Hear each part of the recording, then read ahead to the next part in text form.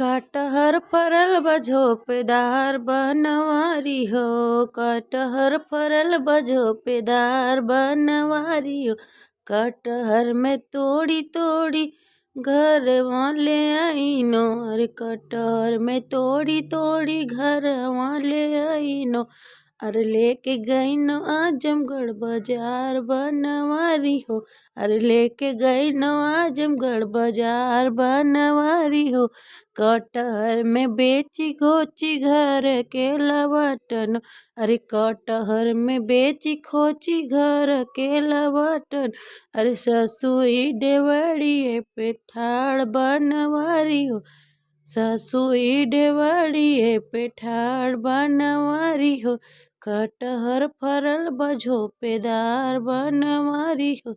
कटहर फरल बा झोपेदार बनवारी हो।